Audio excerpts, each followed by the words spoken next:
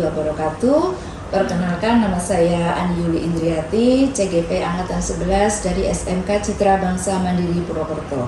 Pada kesempatan kali ini saya akan memenuhi tugas modul 3.1 demonstrasi kontekstual, yaitu tentang pengambilan keputusan berbasis nilai-nilai kebajikan sebagai pemimpin. Bersama ini saya ditemani oleh Ibu Kepala Sekolah, Ibu Priscilia Mutiara Sari, SSI GR dari SMK Citra Bangsa Mandiri Purwokerto. Assalamualaikum warahmatullahi wabarakatuh, Ibu Seli. Waalaikumsalam warahmatullahi wabarakatuh, Bu Ani. Apa kabarnya hari ini, Bu? Alhamdulillah senantiasa sehat, Ibu. Alhamdulillah sehat ya, Bu. Alhamdulillah. Semoga kita senantiasa diberi nikmat sehat, Iya, sehingga amin. kita bisa melaksanakan aktivitas di sekolah dengan baik ya, Bu. Ya. Baik, Bu Seli. Bu Ani sehat juga Alhamdulillah sehat dan bahagia tentunya ya, Bu. Alhamdulillah. Jadi Bu Seli mohon izin pada sore hari ini saya akan melakukan wawancara dengan Ibu Seli. Apakah Ibu Seli bersedia? Dan Insya ada Allah. waktu? Insya Allah, Bu Ani. Alhamdulillah. Baik Bu Seli, terima kasih sebelumnya. Jadi nanti saya akan wawancara dengan Ibu Seli terkait dengan pengalaman Ibu Seli sebagai kepala sekolah dalam pengambilan keputusan yang sudah Ibu Seli pimpin, yaitu di SMK Citra Bangsa Mandiri Purwokerto. Baik, Bu Ani.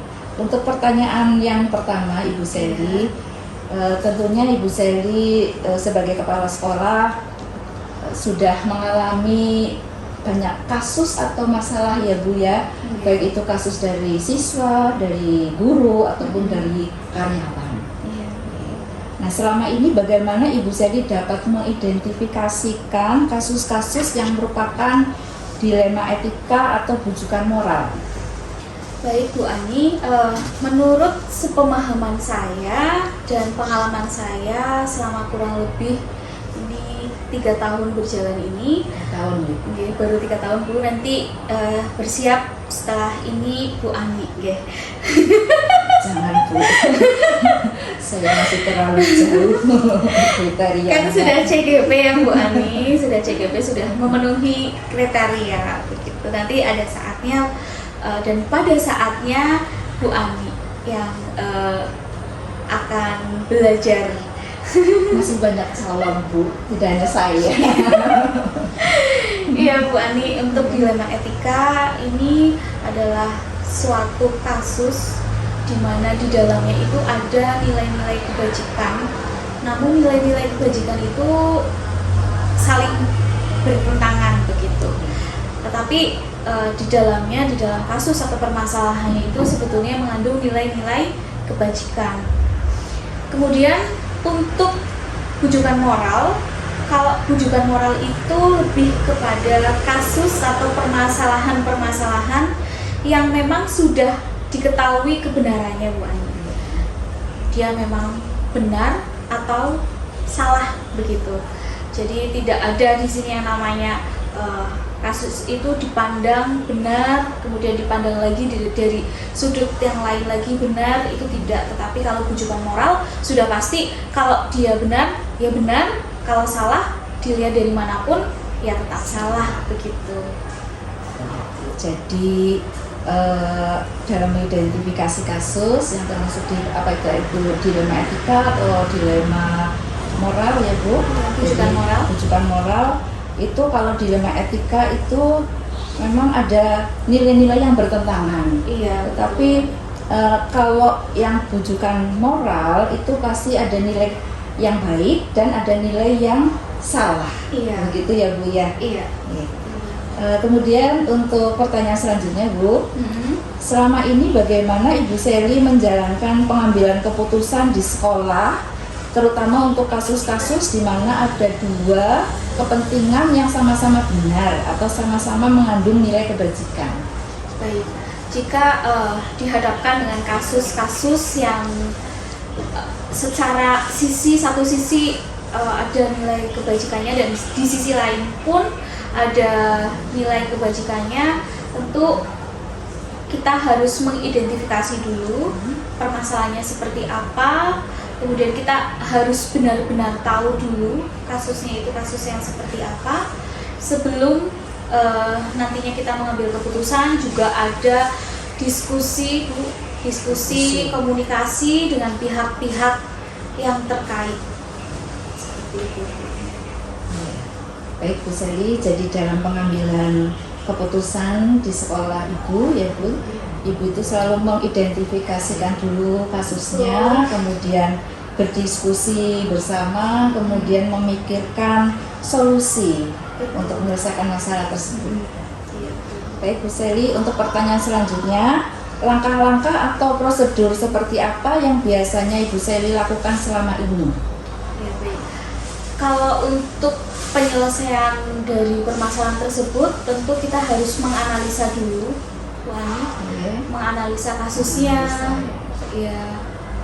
Kemudian diidentifikasi kasus atau permasalahannya bersama dengan tim yang terkait, kemudian dikomunikasikan bersama dengan tim yang terkait, kemudian dipertimbangkan juga kebaikan-kebaikan atas solusi yang akan diambil, begitu Bu Ani. Baik. Jadi langkah-langkah atau prosedur yang Ibu lakukan ya Bu Sally, dianalisa ya Bu ya, dianalisa kasusnya tersebut, kemudian tentunya diidentifikasikan terlebih dahulu dengan tim ya Bu ya, tidak sendirian, tapi bersama dengan tim, kemudian dikomunikasikan tentunya, baru dipertimbangkan. Selanjutnya Bu Sally, untuk pertanyaan berikutnya, hal-hal apa saja yang selama ini Ibu Sally anggap efektif dalam pengambilan keputusan pada kasus-kasus dilema etika? Hal-hal efektif menurut saya selama ini adalah komunikasi, Bu Ani. Ya, harus dapat berkomunikasi secara terbuka dengan komunikasi terbuka dengan tim, kemudian dengan pihak-pihak yang terkait juga harus ada komunikasi yang terbuka. Kemudian harus ada keadilan di situ, harus ada keadilan baik untuk personal itu ataupun keadilan untuk yang lebih luas gitu, pihak-pihak yang terkait seperti itu.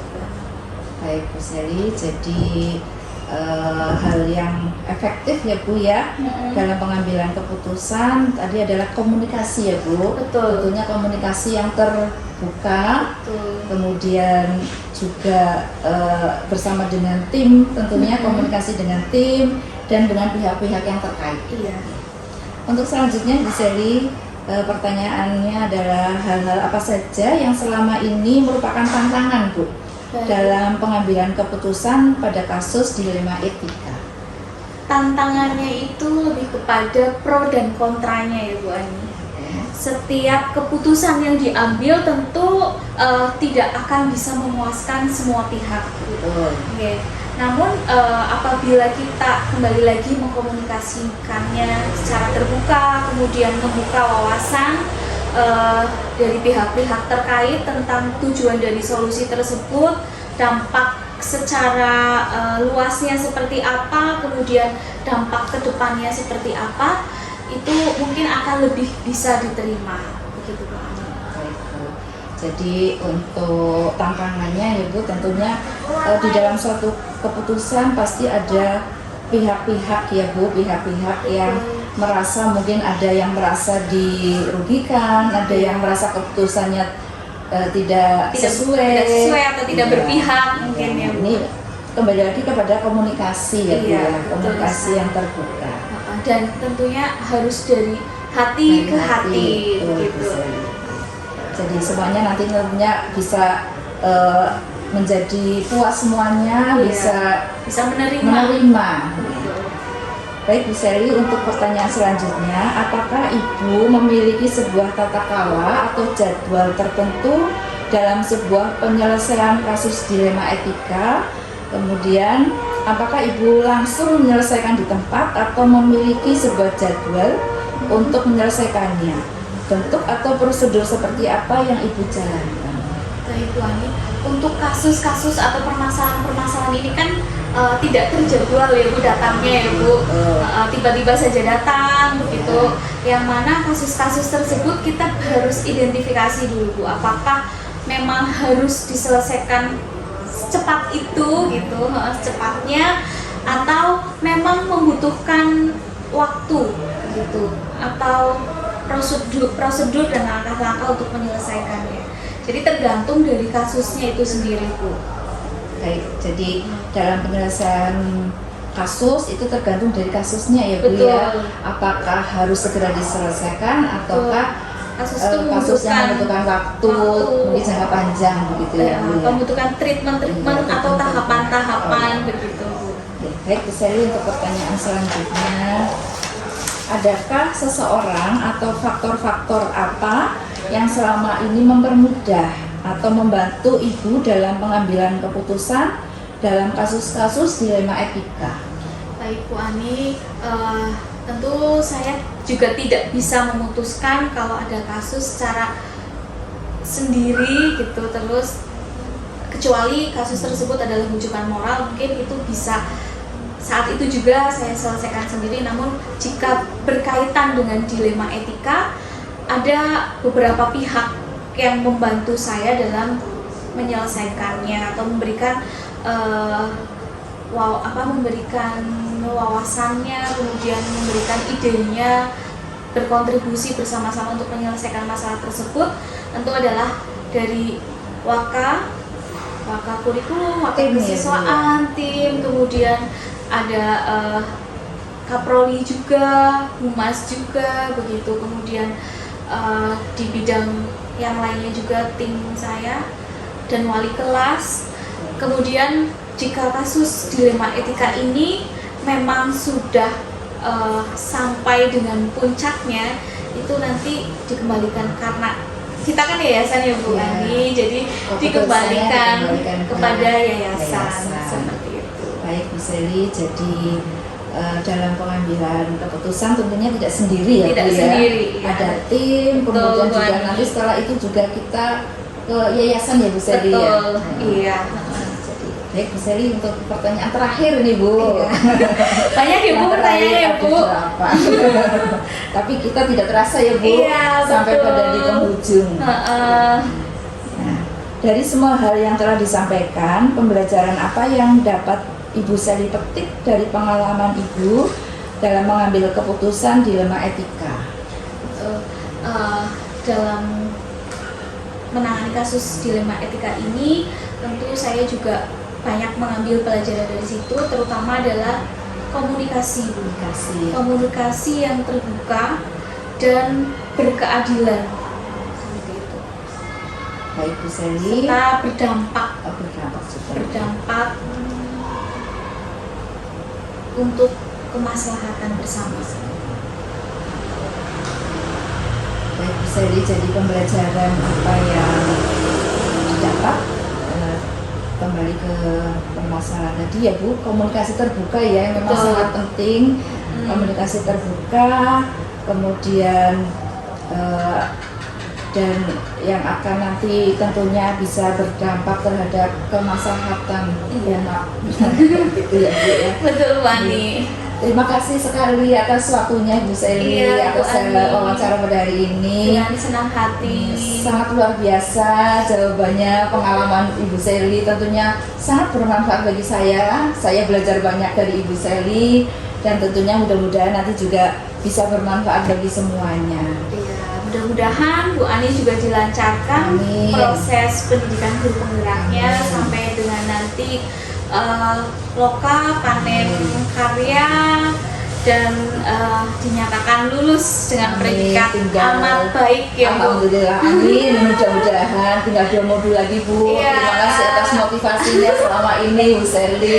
Luar biasa sekali Bu Ani, semangatnya harus tetap terjaga sampai dengan nanti selesai. Insya Allah Bu. Dan pastinya banyak sekali manfaatnya ya Bu. Iya. dari belajar banyak pendidikan guru penggerak pendidikan ini. ini. Terima kasih sekali lagi Terima Bu kasih Seli Bu atas Ani waktunya. dengan senang hati.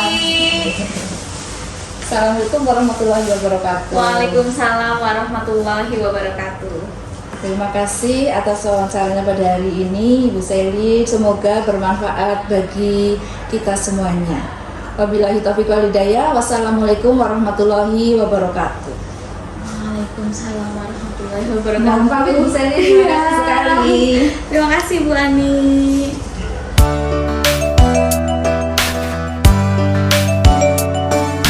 Assalamualaikum warahmatullahi wabarakatuh. Waalaikumsalam warahmatullahi wabarakatuh. Salam guru penggerak. Perkenalkan, nama saya Ani Yuli Indriati, CGP Angkatan 11 dari SMK Citra Bangsa Mandiri Purwokerto. Pada kesempatan yang berbahagia ini, saya ditemani oleh Bapak Kepala Sekolah, Bapak Mustaqim SAG MPD dari SMK 751 Purwokerto. Assalamualaikum warahmatullahi wabarakatuh, Bapak. Waalaikumsalam warahmatullahi wabarakatuh. Apa kabar Bapak hari ini? Alhamdulillah, dengan doa Bu Ani kami keluarga besar SMK 751 Purwokerto dalam keadaan sehat walafiat. Bagaimana kabar Ibu? Alhamdulillah, saya juga sehat Pak. Alhamdulillah. Mudah-mudahan kita semua senantiasa diberi nikmat sehat ya Pak. Amin, amin, Sehingga amin. kita bisa menjalankan aktivitas di sekolah dengan baik. Amin, amin, amin. Bu Ani, kehadiran Bu Ani di sini dalam rangka apa Bu? Sehubungan dengan tugas saya sebagai CGP Angkatan 11, yaitu untuk pemenuhan tugas modul 3.1 demonstrasi kontekstual tentang pengambilan keputusan berbasis nilai-nilai kebajikan sebagai pemimpin. Pada kesempatan ini saya ingin tahu lebih banyak tentang pengalaman Bapak sebagai kepala sekolah dalam pengambilan keputusan. Sebelumnya saya akan menanyakan terlebih dahulu, saya mohon izin apakah Bapak ada waktu dan bersedia menjawab pertanyaan-pertanyaan dari saya Pak? Siap, siap. Apa yang ada akan kami sampaikan apa adanya Bu Ani. Monggo. Terima kasih Bapak atas kesediaan waktunya. Saya akan menanyakan beberapa hal terkait dengan pengambilan keputusan berbasis nilai-nilai kebajikan sebagai pemimpin. Pertanyaan yang pertama Bapak, selama Bapak menjabat sebagai kepala sekolah, tentunya banyak terjadi kasus-kasus nih Pak, baik kasus itu dari guru, karyawan, ataupun dari siswa. Nah, bagaimana Bapak dapat mengidentifikasikan kasus-kasus yang merupakan dilema etika atau bujukan moral Pak? Baik Bu Ani. Pertanyaannya sangat bagus dan realistis dan memang nyatanya sedemikian adanya. Sebagai kepala sekolah saya mengamati perilaku dari warga sekolah, baik tenaga pendidik, tenaga kependidikan maupun sampai pada siswa. Adanya perubahan-perubahan perilaku dari warga sekolah itu kita amati dengan seksama, yang akhirnya kadang-kadang adanya perilaku, perubahan-perubahan perilaku yang kadang-kadang akhirnya ada dilema etika di dalam suatu memutuskan. Maka kita pahami bersama bahwasanya yang pertama, sekolah itu kan memiliki memiliki kesepakatan nilai-nilai luhur yang harus dijunjung bersama, kan begitu kan. Namun dalam kenyataannya, dalam perilaku kehidupan sehari-hari ada sebagian warga sekolah itu yang perilakunya mengalami perubahan, yang akhirnya nilai-nilai luhur itu terkadang ada konflik interest, sehingga sebagai kepala sekolah kita perlu mencermati sikap-sikap yang sedemikian itu. Begitu Bu Ani. Baik Bapak, jadi untuk mengidentifikasi kasus-kasus yang di sekolah Bapak itu Bapak selalu mengamati ya Pak. Betul. Mengamati perilaku baik dari guru maupun dari siswa maupun karyawan yang melanggar nilai-nilai sekolah yang sudah diterapkan Ya, atau yang melanggar kesepakatan nilai-nilai gugur yang sudah merupakan kesepakatan dari sekolah tersebut. Betul Bu Ani, betul.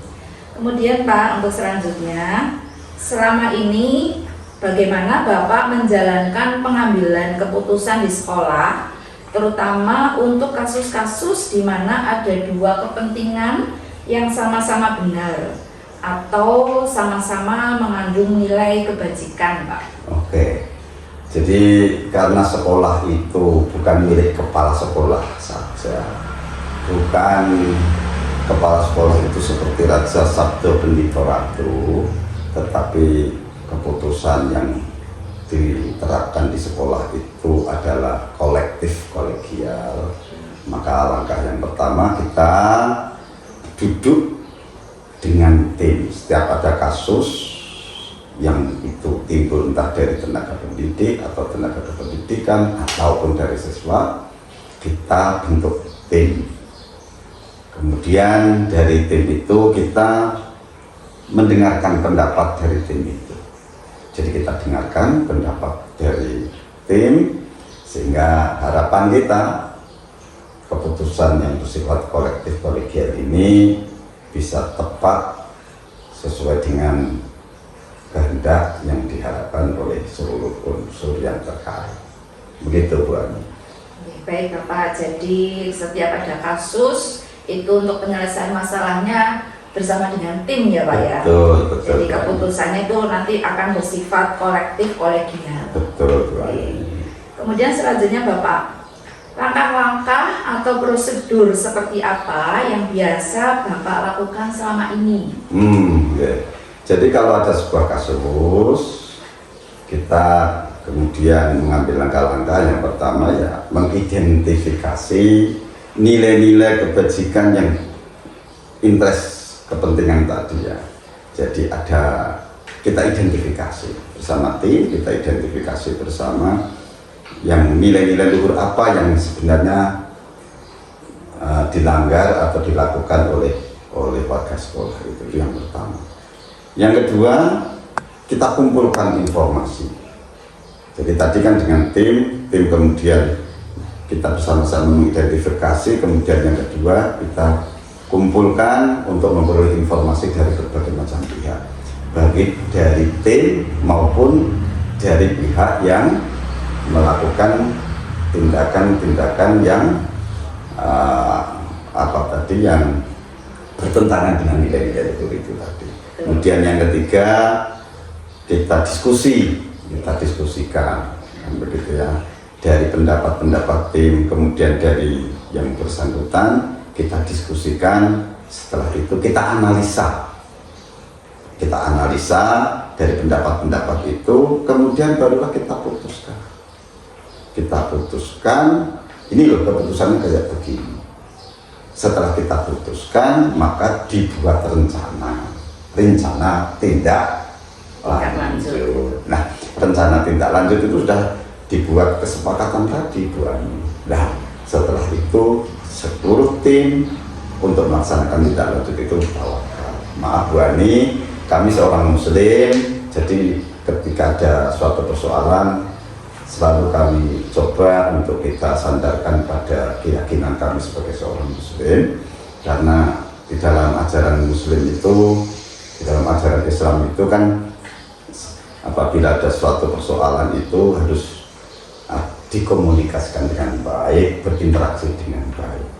Dalam Al-Quran, di dalam surat apa ya Bu Ani dulu itu, surat Ali Imran ya, fabima rahmatin minallahi lintalahum walaupun tafaddan walidul qalbi lam faddu min hawlik fa'fu anhum wastaghfir lahum wasyawirhum fil amri fa'idha azamta fatawakkal Allah.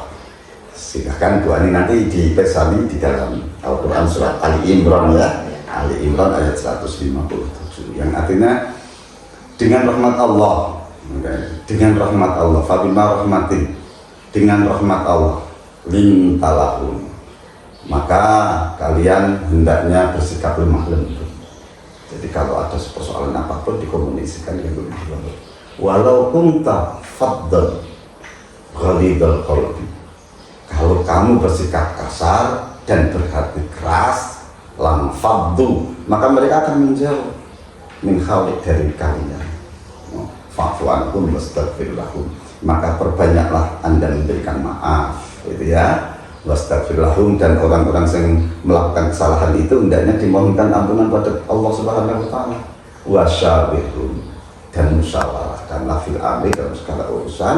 Setelah dimusyawarahkan, dirembuk, diputuskan, fatawakkal ala Allah, diserahkan sepenuhnya kepada Allah Subhanahu wa taala. Dengan harapan kita bersandar pada firman Allah ini supaya tidak ada yang tidak ada yang salah, tetapi mudah-mudahan bisa tepat, dan mudah-mudahan keputusan ini menjadi bagian nilai ibadah. Begitu Tuhan. Baik Pak, jadi langkah-langkah atau prosedur yang biasa Bapak lakukan, yang pertama adalah mengidentifikasikan masalah tersebut. Betul. Kemudian mengumpulkan informasi dari berbagai pihak, kemudian yang ketiga adalah mendiskusikan dengan tim dan menganalisa masalah tersebut, kemudian yang keempat adalah mengambil keputusan. Setelah keputusan diambil, kemudian yang kelima adalah rencana tindak lanjut, dan yang keenam adalah, yang terakhir adalah tawakal atau berserah diri. Baik Bapak, untuk selanjutnya hal-hal apa saja yang selama ini Bapak anggap efektif dalam pengambilan keputusan pada kasus-kasus dilema etika? Iya. Yang paling efektif itu ya komunikasi, Tuhan. Komunikasi. Maka manajemen komunikasi itu harus dimiliki oleh seorang pemimpin. Jadi berkomunikasilah yang tepat, berkomunikasilah yang sesuai dengan kemampuan orang yang kita ajak komunikasi. Jadi kalau persoalan, ada permasalahan, tadi ada pelanggaran nilai-nilai luhur dari sebuah sekolah, di mana kedua-duanya itu sebenarnya tidak ada yang salah, tetapi hanya moral saja, gitu nih. Kita empati pada moralitas, apiknya gimana, baiknya bagaimana, itu komunikasi yang baik, komunikasi yang terbuka. Komunikasi ini penting, Tuhan. Kalau tidak bisa komunikasi, maka persoalan ini ada masalah baik masalah dunia, masalah rumah tangga, itu berawal dari komunikasi yang tidak baik. Maka kami selalu mencoba untuk berkomunikasi yang efektif dan baik. Dan kalau dalam hadis Nabi itu disebutkan khatibu anfusakum biqadri uqulihi, berbicara kalian dengan orang sesuai dengan kadar kemampuannya. Jadi tim itu ya dibentuk yang memiliki kapasitas dan kapabilitas untuk mencoba mengurai, mencari akar masalah, dan akhirnya mencari solusi agar permasalahan yang dihadapi oleh teman-teman atau warga sekolah itu bisa diselesaikan dengan sebaik-baiknya. Begitu, Pak. Baik Pak, jadi yang paling efektif adalah komunikasi ya Pak, komunikasi yang bersifat baik dan komunikasi terbuka. Betul, Tuhan. Ya, karena sebagai seorang pemimpin itu harus memiliki manajemen komunikasi. Betul. Oke, baik Pak, untuk selanjutnya hal-hal apa saja yang selama ini merupakan tantangan dalam pengambilan keputusan pada kasus-kasus dilema etika? Tantangannya Pak? Tantangannya adalah tantangan yang dari para pihak. Artinya dari para pihak itu maksud saya, yang saya akan maksudkan adalah dari orang yang bersangkutan dan lembaga. Ini kan tantangan. Sisi lain, kita harus tetap menjaga nilai-nilai luhur sekolah. Sisi lain, dari pihak yang melakukan etika yang kurang baik tadi, ini kadang-kadang juga ada merasa tersinggung, merasa dirasa kurang diperlakukan dengan tidak baik dan lain sebagainya. Jadi adanya tekanan dari para pihak yang pertama. Yang kedua, tantangannya adalah bagaimana keputusan yang akan diambil oleh kepala sekolah beserta tim itu bisa memberikan rasa puas dari seluruh unsur. Artinya kelembagaan juga tidak dikorbankan, sementara orang yang melakukan tindakan pelanggaran nilai-nilai sekolah itu juga merasa dihargai, tetap diuwongke, tetap dimanusiakan, bukan dipermalukan atas perilaku yang melanggar nilai-nilai keadilan, begitu. Baik Pak, jadi tantangannya terutama dari pihak-pihak yang bersangkutan, Terkait, ya Pak, betul. apa yang terkait, dan juga dengan lembaga tersebut. Kemudian juga keputusan yang diambil itu bisa diharapkan memuaskan kedua belah pihak, tidak ada pihak yang tersakiti ataupun yang kecewa atau dirugikan. Betul, ya, Pak? betul. Baik Bapak, untuk selanjutnya, apakah Bapak memiliki sebuah tata cara atau jadwal tertentu dalam sebuah penyelesaian kasus dilema etika? Kemudian apakah Bapak langsung menyelesaikan di tempat atau memiliki sebuah jadwal untuk menyelesaikannya? Bentuk atau prosedur seperti apa yang Bapak jalankan? Baik Bu Ani, jadi kalau jadwal tertentu ya tidak Bu Ani, karena warga sekolah itu kan jumlahnya banyak. Kadang ada kasus ini, etika ini yang dilanggar dari orang ini A, besok bisa orang lain, besok orang lain.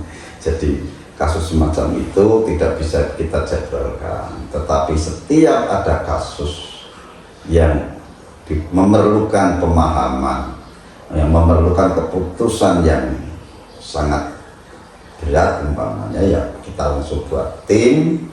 Bisa saja dari wakil kepala sekolah yang terlibat, kemudian kaproli, kemudian guru BK, bahkan kita juga bisa mendatangkan para ahli yang sekiranya bisa dijadikan narasumber. Sehingga setiap ada kasus itu tidak ada jadwal untuk penyelesaiannya, tetapi setiap kasus harus diselesaikan secara cepat dan tepat. Gitu Bu Ani. Baik Bapak, jadi tidak ada jadwal tertentu ya Pak Betul. Segala kasus atau kasus yang terjadi harus sesegera mungkin diselesaikan. Betul. Ya, jadi karena menunda pekerjaan ibaratnya adalah sama dengan mencuri waktu, begitu ya Pak ya. Menyia-nyiakan waktu yang berharga. Atau menyia-nyiakan waktu yang berharga. Betul, padahal waktu kan emas. Sangat berharga.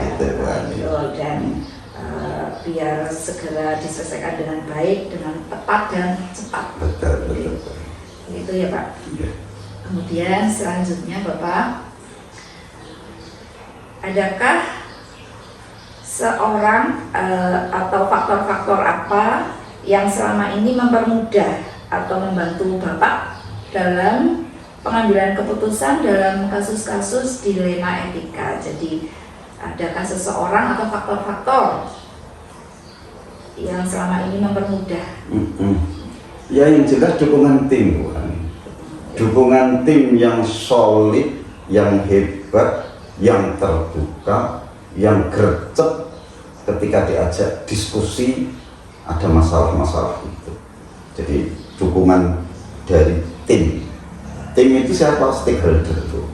Baik wakil kepala sekolah, kepala kaproli, bisa guru BK, kemudian ke komite sekolah sekiranya ada persoalan-persoalan yang sangat krusial begitu, kita libatkan. Itu yang pertama, adanya dukungan tim yang solid, yang hebat, yang gercep dan terbuka. Yang kedua Bu Ani, adanya pedoman etika, nilai-nilai yang berlaku di institusi itu. Artinya apa? Kalau di SMK 751 itu ada pedoman nilai-nilai. Boleh disebut apa ya? Kode etik ya. Kode etiknya itu kita setiap tahun kita buat bersama, kita umumkan, kita publikasikan. Ini kode etik tahun 2024-2025 sampai termasuk sanksi dan pelanggarannya. Jadi pedoman terhadap nilai-nilai luhur sekolah itu juga membantu apa? Membantu dalam menerapkan apabila ada dilema etika, gitu kan. Baik Bapak, jadi seseorang atau faktor-faktor yang mempermudah atau membantu Bapak ya dalam pengambilan keputusan itu adanya dukungan dari tim yang solid, yang gercep, yang hebat, ya Pak. Kemudian bersifat terbuka dalam menyelesaikan masalah tersebut. Kemudian juga di sekolah Bapak ada kode etik, ya. Pedoman atau yang harus dipatuhi atau dilaksanakan oleh seluruh warga sekolah, adanya kode etik tersebut. Acuannya ya Pak ya, ada kode etik tersebut. Ya. Baik Bapak, untuk pertanyaan terakhir. Oh sudah terakhir ini Bu? Ya. Terima kasih. Untuk terakhir, dari semua hal yang telah disampaikan, pembelajaran apa yang dapat Bapak petik dari pengalaman Bapak mengambil keputusan dilema etika? Pembelajaran yang bisa kita ambil, ya komunikasi. Komunikasi adalah faktor terpenting ketika kita menghadapi dilema etika. Komunikasi yang terbuka ini menjadi penting. Yang kedua, ya maaf ya Bu Ani, saya matur karena kembali lagi saya seorang muslim, biasanya teman-teman baik yang berkonflik maupun siapa saja tim itu selalu saya beri penekanan. Mari kita berpikir untuk mengambil keputusan yang tepat agar apa? Agar ini menjadi nilai ibadah, gitu loh. Sehingga teman-teman itu sebelumnya ketika ada persoalan yang pelik selalu kami sampaikan, sebaik-baik orang itu adalah orang yang memiliki kebermanfaatan kepada orang lain, sekecil apapun itu. Kita merilis sebuah hadis Nabi kan begitu, khairun nas anfa'uhum linnas, kan gitu ya. Sebaik-baik manusia itu adalah seseorang yang memiliki nilai kepada orang lain. Siapa yang memiliki nilai yang banyak terhadap orang lain maupun makhluk lain, itulah orang yang terbaik. Jadi yang pertama itu komunikasi, dan yang kedua keterbukaan Tuhan. Jadi keterbukaan itu juga penting. Bagaimana cara kita untuk bisa berkomunikasi secara terbuka dengan teman-teman maupun warga sekolah. Ya namanya keterbukaan tidak harus dibuka pada saat rapat-rapat formal. Bisa saja kepala sekolah pada saat lagi ngopi-ngopi bareng di luar, lagi itu ya, kunjungan wisata. Kadang-kadang ya teman-teman guru itu ya kita silaturahmi ke rumah warga sekolah, terutama ibu, bapak guru dan karyawan, dalam kerangka menjalin keterbukaan, gitu kan. Jadi pembelajaran yang bisa kita ambil ada komunikasi dan keterbukaan. Begitu Bu Ani, monggo. Sambil disambi Bu Ani kayaknya. Jadi tadi serius. Terima kasih Pak. Ini jadi merepotkan ya Pak. Tidak ada. Biasanya ya begini lah. Jadi pengalaman atau pembelajaran yang dapat Bapak petik adalah adanya komunikasi dan keterbukaan ya Pak ya. Komunikasi dan keterbukaan dari berbagai pihak atau warga sekolah yang baik, menjalin silaturahmi juga ya Pak, biar terjalin suatu persaudaraan atau komunikasi yang lebih erat begitu ya Pak ya. Betul. Biar tidak ada dusta di antara kita, Pak. Ya betul Pak, jadi kita sama-sama harus terbuka dan jujur begitu ya Pak ya. Iya. Baik Pak, ini sudah selesai 8 pertanyaan. Terima kasih sekali atas jawaban-jawaban dari Bapak, sangat menginspirasi, luar biasa sekali Pak. Di siang hari ini saya bisa belajar banyak dari Bapak atas jawaban-jawaban yang tadi sudah disampaikan, dan mudah-mudahan bisa bermanfaat bagi kita semuanya. Amin.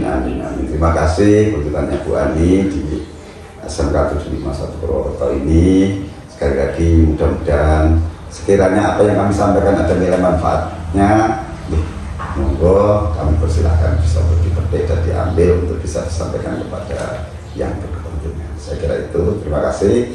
Tetap semangat, Bu Ani selalu dalam keadaan sehat untuk menyelesaikan tugas sebagai calon guru penggerak. Mudah-mudahan hasilnya memuaskan nanti Bu Ani ya. Amin. Terima kasih sekali lagi Pak atas waktunya. Bapak sudah bersedia untuk meluangkan waktu untuk saya. Terima kasih sekali lagi ya Pak ya. Demikian wawancara dengan Bapak Kepala Sekolah, Bapak Mustaqim, SAG EPD dari Sekolah SMK 75 Purwokerto. Semoga bermanfaat bagi kita semuanya. Wabillahi taufiq wal hidayah. Wassalamualaikum warahmatullahi wabarakatuh. Waalaikumsalam warahmatullahi wabarakatuh. Monggo Bu Ani. Terima kasih jadi merepotkan. Monggo lah. Ampun triko-triko nggih. Terima kasih. Bismillahirrahmanirrahim.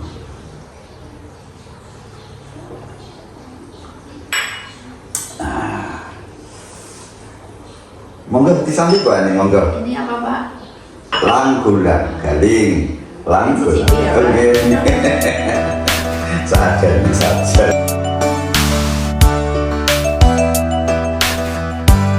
Assalamualaikum warahmatullahi wabarakatuh. Perkenalkan Bapak, nama saya Ani Yuli Indriati, CGP Angkatan 11 dari SMK Citra Bangsa Mandiri Purwokerto. Pada kesempatan kali ini saya akan mewawancarai Bapak Kepala Sekolah SMK 752 yaitu Bapak Sugeng Turyanto SSI. Assalamualaikum warahmatullahi wabarakatuh Pak. Waalaikumsalam warahmatullahi wabarakatuh. Alhamdulillah Ibu sehat. Alhamdulillah sehat Pak. Semoga kita senantiasa dalam keadaan sehat sehingga bisa beraktivitas di sekolah dengan baik ya Pak. Amin. Pada kesempatan kali ini, menurut saya Bapak, saya mohon izin untuk melakukan wawancara sebagai pemenuhan tugas saya selaku CGP Angkatan 11, yaitu tugas modul 3.1 tentang pengambilan keputusan berbasis nilai-nilai kebajikan sebagai pemimpin. Mohon izin dan waktunya ya Pak, apakah Bapak bersedia? Silakan. Dan ada waktu Pak. Ada waktu. Terima kasih. Terima kasih atas waktunya ya Pak. Nanti ada beberapa pertanyaan yang saya sampaikan sebagai sharing-sharing pada pagi hari ini. Untuk pertanyaan pertama Pak, selaku kepala sekolah, ya tentunya Bapak kan di sini ada permasalahan-permasalahan atau menemui kasus, baik itu kasus dari siswa, dari guru maupun dari karyawan. Nah, selama ini bagaimana Bapak dapat mengidentifikasi kasus-kasus yang merupakan dilema etika atau bujukan moral? Untuk kasus-kasus dilema etika, kita menggali dari teman-teman khususnya wali kelas. Kebanyakan itu terjadi di anak-anak yang notabene-nya mereka itu sebenarnya punya niat untuk sekolah, punya semangat untuk belajar, namun ada keterbatasan secara ekonomi dan juga ditambah dengan kondisi keluarga yang mungkin kurang harmonis. Anak-anak tersebut datang ke sekolah dengan segala keterbatasan. Contohnya, dia tidak punya fasilitas komunikasi, baik dianya sendiri maupun orang tua, sehingga ketika dia tidak berangkat sekolah dan tidak ada uang saku ataupun yang lainnya, tidak bisa memberitahu pihak sekolah. Hal ini yang kemudian oleh sekolah dia dianggap sebagai alpa, tidak masuk tanpa keterangan. Nah, setelah 2-3 hari kok tidak masuk juga, kita tengok ke rumah, ternyata kondisi di rumahnya cukup memprihatinkan, ekonomi keluarganya kurang baik, dan kebetulan kondisi rumah tangga juga kurang baik begitu. Jadi hal ini kita gali lewat teman-teman wali kelas gitu.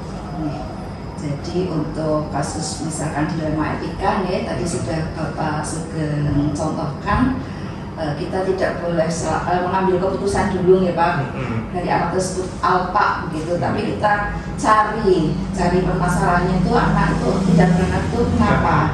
Jadi pertama kita tanyakan dulu kepada wali kelas, kemudian wali kelas itu untuk bisa home visit atau langsung ke tempat rumahnya gitu, jadi tahu kondisinya sebenarnya. Betul.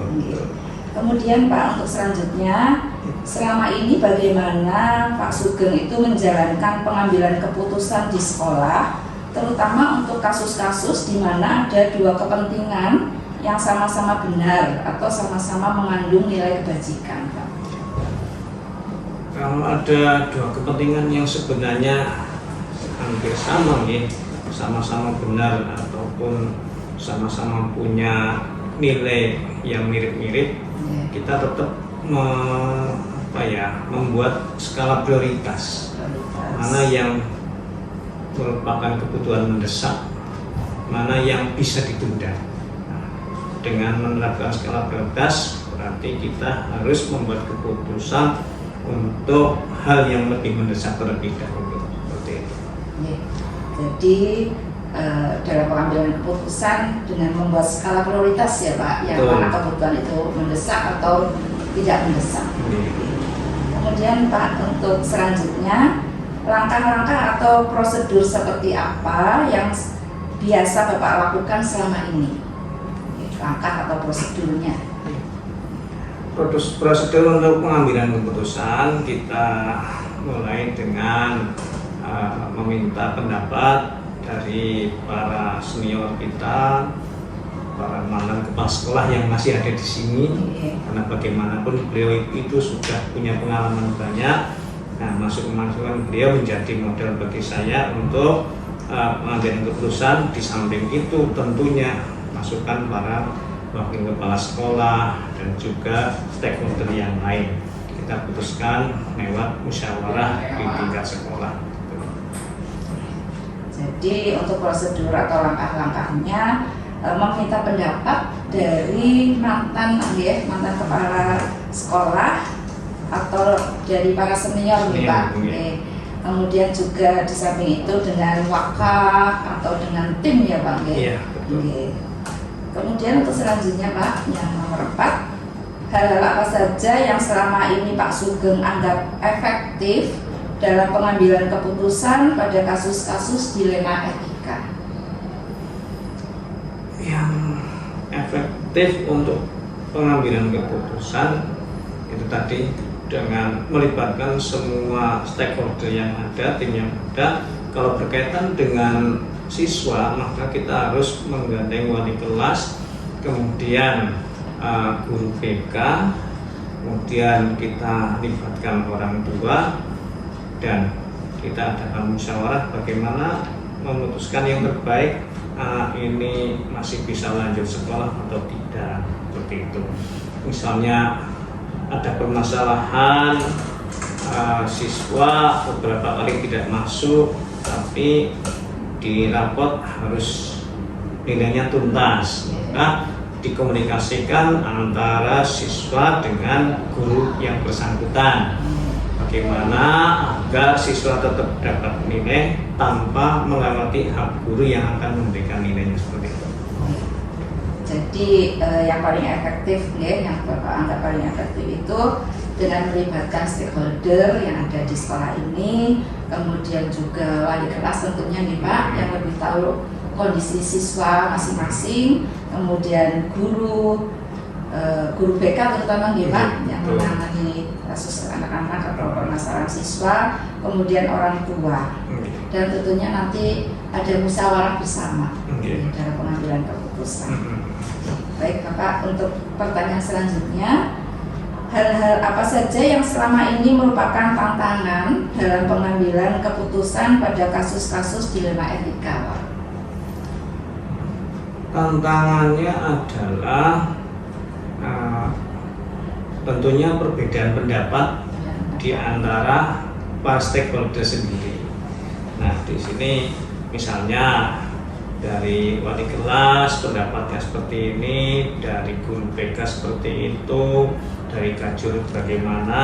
Nah, maka dari perbedaan-perbedaan pendapat itu kemudian kita musyawarahkan.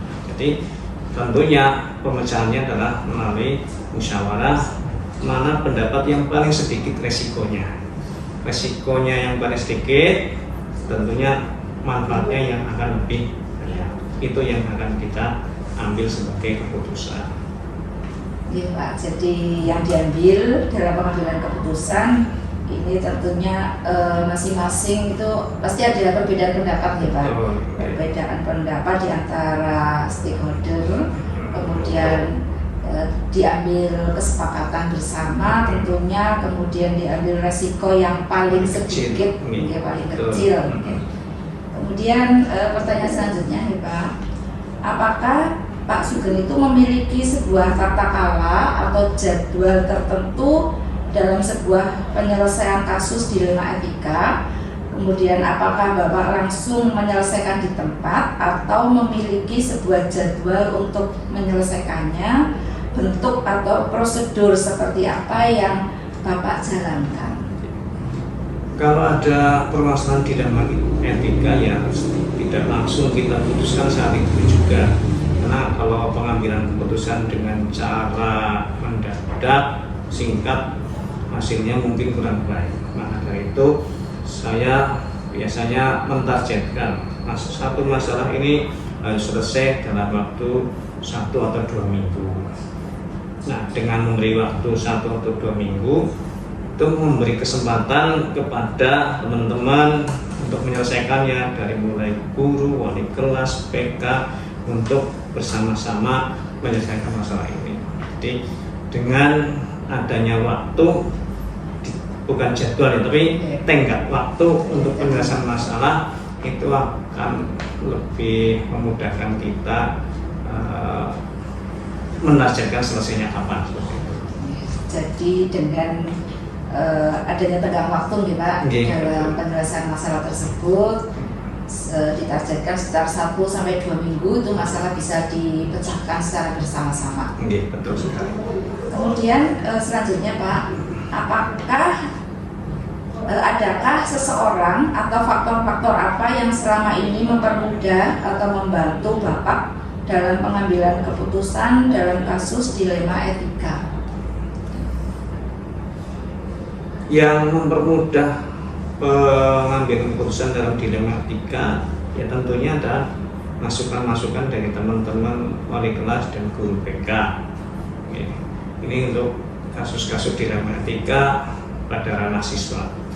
Kalau pada ranah guru atau karyawan tentunya kita harus melibatkan pihak yayasan. Ya, jadi faktor-faktor yang mempermudah ya, membantu Bapak dalam pengambilan keputusan itu kalau kasusnya ranah dari siswa itu tentunya wali kelas dan guru BK. Tapi kalau ranahnya di luar dari siswa itu tentunya Bapak dengan yayasan juga nih Pak ya, pengambilan keputusan. Untuk pertanyaan terakhir nih Pak, dari semua hal yang telah disampaikan, pembelajaran apa yang dapat Bapak ambil atau petik dari pengalaman Bapak dalam pengambilan keputusan dilema etika? Permasalahan dilema etika tidak bisa diputuskan secara mendadak, harus melibatkan semua stakeholder yang terkait, dan permasalahan itu harus dikaji secara mendalam, tetapi jangan berlarut-larut. Maka dari itu seperti yang sudah saya sampaikan tadi, harus ada tenggat waktu agar masalah bisa cepat selesai. Nah, dengan begitu kita bisa belajar lebih lebih tertata. Manfaatnya kita bisa belajar lebih tertata dalam menyelesaikan suatu permasalahan, tidak terasa-gerusu, tetapi juga tidak terlalu lama begitu. Jadi pembelajaran yang Bapak ambil yaitu tentang dilema etika itu tidak bisa diputuskan secara mendadak nih Pak. Jadi harus dikaji dulu, kemudian dikaji secara mendalam tapi tidak berlarut-larut ya Pak. Sehingga nantinya tentunya bisa lebih tertata dalam penyelesaian suatu keputusan. Dan tentunya keputusan itu diharapkan bijak untuk semua pihak. Sudah selesai Pak untuk wawancara hari ini. Terima kasih sekali atas pengalaman atau sharing-sharingnya dari Pak Sugeng. Hanya itu yang bisa saya sampaikan Ibu. Sangat bermanfaat sekali nih Pak, luar biasa jawabannya. Mudah-mudahan apa yang pengalaman Bapak yang sudah disampaikan tadi bisa bermanfaat bagi kita semuanya. Amin. Terima kasih kembali ya Pak ya. Mohon maaf kalau saya di sini mengganggu aktivitas Bapak pada pagi hari ini. Luar biasa, semoga sukses jadi guru penggerak. Terima kasih. Assalamualaikum warahmatullahi wabarakatuh. Waalaikumsalam.